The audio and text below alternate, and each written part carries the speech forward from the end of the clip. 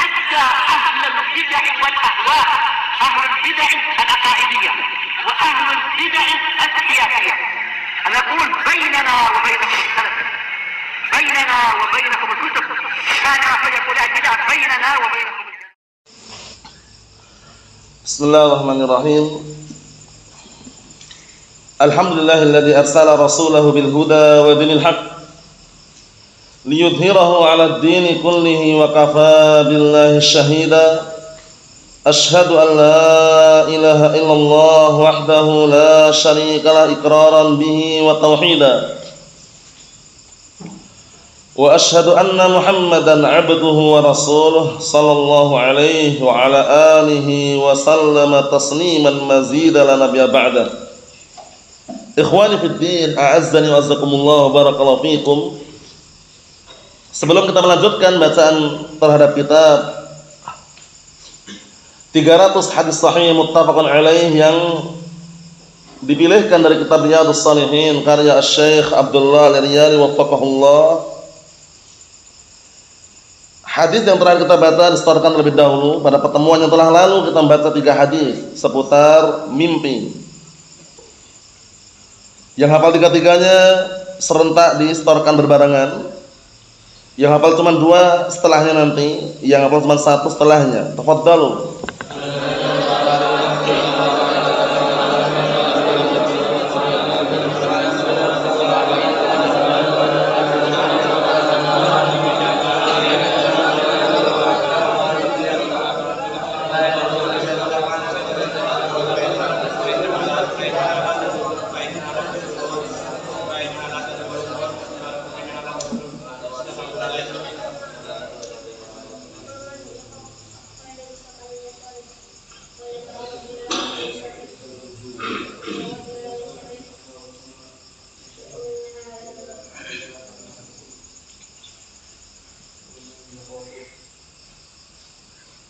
Apa?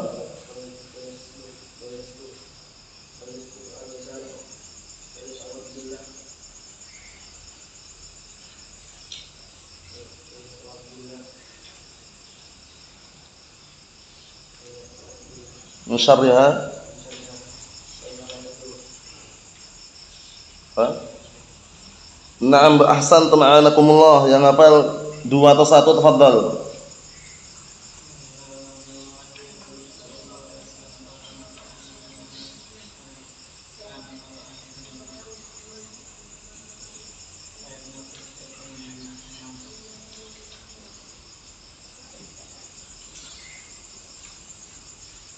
Apa?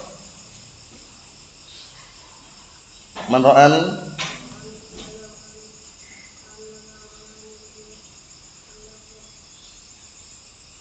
La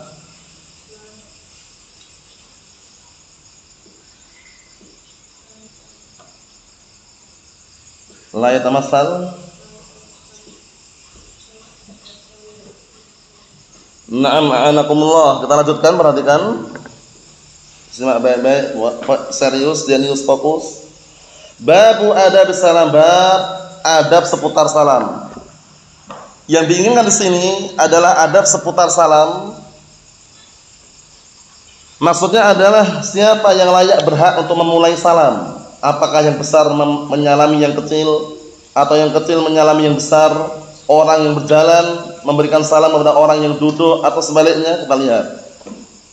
Kita ambil 2 saja insyaallah. Kata beliau, an Abi Hurairah radhiyallahu anhu qala Rasulullah sallallahu alaihi wa ala alihi wasallam, disimak. Yusallimu ar-raqibu 'ala al-mashi wal mashi 'ala al-qa'id wal qalilu 'ala al-katsir, muttafaqun alaih. Wa fi riwayat al-Bukhari as-saghir 'ala al-kabir. Hadis ini sudah pernah antum hafal, ya kan? Dalam kitabul Jami' babul adab Bulughul Maram. Oleh karena itu tidak asing lagi di telinga antum, jadi dikondisikan. Ana terjemahkan, disimak baik-baik. Dari hadisnya Abi Hurairah radhiyallahu anhu, beliau berkata, telah bersabda Rasulullah sallallahu alaihi wasallam, yusallimur raqib 'alal mashi.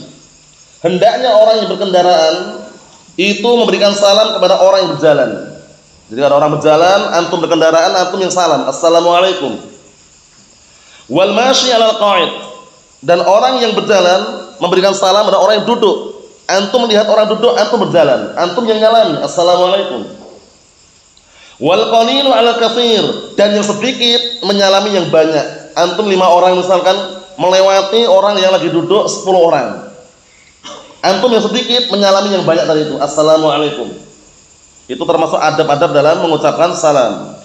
Hadis ini muttafaqun alaih. Wa fi riwayat al-Bukhari, dan di dalam riwayat Bukhari as-saghir 'alal kabir. Masya Allah. Dan hendaknya yang kecil menyalami yang besar. Ini adabnya. Jadi anak kecil misalkan atau dia kecil kemudian melewati orang yang besar, dia nyalami assalamualaikum. Walaupun kadangkala yang besar nyalami yang kecil pun enggak ada larangan. Karena buktinya Rasulullah SAW suatu ketika beliau juga menyalami apa? Anak kecil.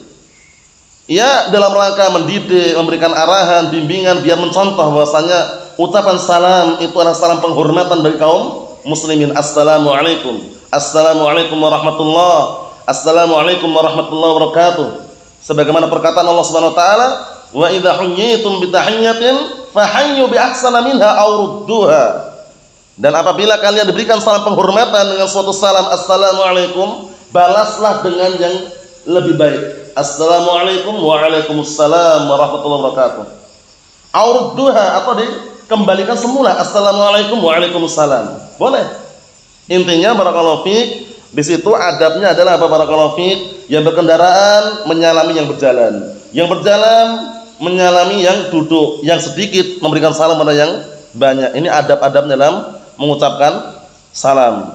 Karena ucapan salam barakallahu fiik diperhatikan merupakan salah satu sebab terjalinnya kecintaan, menghasilkan kecintaan dan juga saling menyayangi, saling mencintai. Sebagaimana yang tercantum dalam hadis yang sahih, hadis Abi Hurairah radhiyallahu anhu. Suatu ketika Rasulullah alaihi salatu wassalam beliau mengatakan, ala adullukum ala syai'in idza fa'altumuhu tahabbtum afsus salam bainakum. Apakah kalian mau aku tunjukkan suatu perkara, kalau seandainya kalian mengerjakannya kalian akan saling mencintai? Apa kata Rasulullah alaihi salatu wassalam? Afsus salam bainakum, tebarkanlah salam di antara kalian. Jadi ucapan salam barakallahu fiik itu bisa memupuk rasa cinta, mendatangkan kecintaan. Orang-orang awam saja di kampung itu kalau antum salami senang. Walaupun awal mula mungkin dia enggak menjawab, tapi lama-lama dia merasa, ini orang ramah. Orang ini ramah, punya sopan santun, punya unggah-ungguh, punya adab. Assalamualaikum. Awalnya mungkin jawabnya ya gitu aja, karena belum paham. Lama-lama dia kedengaran salam. Assalamualaikum, waalaikumsalam warahmatullahi wabarakatuh. Orang awam. Nah, barakallahu fiik. Dan senang ketika ada sapaan dengan sapaan yang indah tadi itu dengan salam assalamualaikum. Ini termasuk perkara yang sangat penting dalam kehidupan kita sehari-hari. Adab harus kita jaga. Manhaj lurus, na'am. Akidah yang sahihah, aywa. Tapi akhlak dan adab harus. Jangan cuma yang penting manhajnya katanya. Yang penting manhajnya nomor 1. Akidahnya yang paling terpenting, akhlak dan adab enggak perlu katanya. Ini salah juga. Paham ya? Kenapa demikian? Karena ada konsekuensi. Ada semacam konsekuensi keharusan kalau manhajnya sahih lurus, perhatikan ya. Akidahnya sahihah, itu akan terlahirkan adab yang mulia. Terlahirkan akhlak yang mulia. Bukan semakin lurus manhajnya, semakin bagus akidahnya, kemudian akhlak tidak punya, jangan. Paham ya? Nah, karena termasuk kesempurnaan diutusnya Nabi Muhammad alaihi salatu wassalam apa? Di antaranya, innama bu'istu liutammima makarimal akhlak. Aku diutus untuk menyempurnakan akhlak yang mulia. Masya Allah. Jadi adab, akhlak, sopan santun, unggah-ungguh itu dibutuhkan, terkhususkan kalau antum atau kita hidup di masyarakat di kampung biasanya. Coba kalau antum lewat enggak senyum wala kalam wala salam, orang awam akan menilai, ini orangnya enggak punya akhlak ini, enggak punya adab, berjubah berjenggot tapi enggak pernah salam, enggak pernah nyapa. Sapaan, perhatikan ini ya, sapaan selama tidak mengandung unsur yang berseberangan dengan syariat silakan. Walaupun pakai bahasa Indonesia, bahasa Jawa, bahasa Sunda, bahasa Inggris pun. Kalau misalkan paham, misalkan sapaan-sapaan yang tidak mengandung unsur kemaksiatan silahkan. Tapi sapaan kaum muslimin, salam, assalamualaikum. Perhatikan ya. Nah, barakallahu fiik. Hadis yang berikutnya disimak. Dan ambil satu lagi. tahrimu ibtida'ina al-kafir bis-salam. Tahrimu ibtida'ina al-kafira bis-salam. Wa kayfiyat raddi alaihim. Bab yang berikutnya disimak dan antum hafal juga dulu di pertemuan yang telah lalu atau pernah antum dengar tapi tidak asing lagi, sehingga antum menghafal dua hadis ini sangat mudah sekali bagi yang dimudahkan dan sangat sulit bagi yang masih kesulitan dan masih belum mampu untuk menghafal, tapi diupayakan. Dua, mudah sekali. Kita baca, perhatikan. Tahrimu ibtida'inal kafir bis-salam. Haramnya kita mengawali untuk orang kafir dengan salam. Haramnya kita mengawali salam untuk orang kafir. Assalamualaikum. Antum tahu dia kafir, jangan salam. Paham ya? Jangan mengawali. Assalamualaikum ya akhi. Orang kafir jangan. Mafhum? Haramnya kita mengawali salam untuk orang kafir. Assalamualaikum jangan. Karena orang kafir itu tidak ada keselamatan sama sekali untuk mereka. Jangan didoakan dengan keselamatan. Untuk orang kafir jangan didoakan dengan apa? Keselamatan. Disimak ini, diperhatikan. Nah, barakallahu fiik, diperhatikan, disimak. Untuk orang kafir jangan didoakan dengan keselamatan, tapi doa hidayah terlebih dahulu. Mafhum? Karena walaupun antum doakan berkali-kali, semoga selamat, semoga beruntung, semoga diampuni dosanya, kalau masih kafir nggak bermanfaat. Iya kan? Nah, barakallahu fiik, seperti itu. Nah, sebagaimana perkataan Allah Ta'ala dalam surat Al-Munafiqun, apa ayatnya itu? Sallallahu alaihim astaghfarta lahum aw lam tastaghfir lahum lan yaghfirallahu lahum. Sama saja kamu mintakan ampunan buat mereka atau tidak, itu sama aja, Allah Ta'ala nggak akan mengampuni karena masih kafir. Makanya kalau antum mendoakan orang kafir dengan doa apa? Hidayah. Allah yahdik gitu. Hadakallah, nasallahu yahdiyahum, hidayah terlebih dahulu. Baru antum doakan keselamatan. Diperhatikan ini ya. Baru doakan apa? Keselamatan. Jangan didoakan keselamatan sebelum dia masuk Islam, jangan. Enggak bermanfaat. Enggak bermanfaat. Orang kafir itu pasti di neraka. Enggak ada yang surga orang kafir itu. Paham ya? Mau kafir yang asli dan yang murtad, dua-duanya di neraka. Paham ya? Nam la yamutu fiha wala yahya. Enggak mati, enggak hidup, merasakan azab terus, wal'iyadzubillah. Nah, barakallahu fi. Kita lihat wa kayfiyat raddi alaihim. Masyaallah. Dan bagaimana cara membalas salam mereka. Kaifiyah, tata caranya bagaimana? Rad, membalas. Yang tahu enggak tahu artinya diterjemahkan itu ya dengan sibuk dan yang lainnya ya, fokus. Wa kayfiyat raddi alaihim, dan tata cara bagaimana membalas salam mereka. Haram kita mengawali salam, tapi kalau ternyata mereka salam, bagaimana cara membalasnya? Assalamualaikum. Bagaimana? Karena zaman waktu itu, zaman Rasulullah SAW, orang-orang ahli kitab, al-Yahud wa Nasara itu kalau salam bukan assalamualaikum, assalamualaikum. Lafaznya assalamualaikum, bukan assalamualaikum. Artinya apa? Kehancuran, kebinasaan, kesengsaraan untuk kalian. Makanya Rasulullah mengatakan jawabnya waalaikum. Paham belum? Karena waktu itu orang Yahud dan Nasara itu kalau mengucapkan salam kepada para sahabat Rasulullah dan yang lainnya, mengucap assalamualaikum, bukan assalamu ya, assalamualaikum. Kebinasaan, kesengsaraan untuk kalian, menimpa kalian. Justru Rasulullah mengatakan waalaikum, justru kepada kalian yang akan tertimpa. Paham ya? Maksudnya menimpa mereka. Nah, itu cara jawabnya. Kita lihat, disimak ya. An Anas bin Malik radhiyallahu anhu qala an-nabiy sallallahu alaihi wasallam, "Idza sallama 'alaikum ahlul kitab."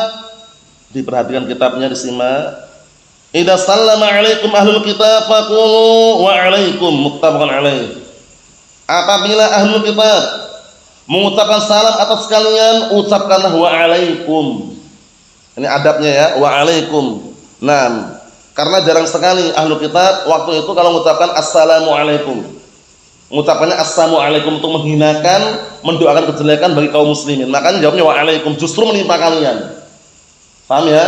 Nah, seperti itu jawabnya waalaikum. Kalau ahlu kita mana assalamualaikum waalaikum, karena dikhawatirkan nanti dia yang mengucapkan bukan assalamu tapi assamu. Nah, para ulama silang pendapat mengenai bagaimana kalau assalamualaikum. Assalamualaikum. Paham ya? Jelas-jelas mengucapkannya assalamualaikum. Kalau kita tahu itu orang kafir, masa jawab. Kalau tahu orang kafir ya, paham ya? Tapi kalau kita nggak tahu ya secara dohirnya waalaikumsalam. Mafhum? Nah, kemudian kalau seandainya dia mengucapkan terang-terangan assalamualaikum, waalaikum, itu lebih selamat ya. Karena keselamatan buat orang kafir itu nggak ada sampai dia tobat, rujuk kembali menganut agama Islam, masuk dalam agama Islam, baru didoakan dengan keselamatan. Selama masih kafir, selama masih kafir, diperhatikan ini, maka nggak boleh atau mendoakan keselamatan bagi orang kafir sedikit pun nggak boleh.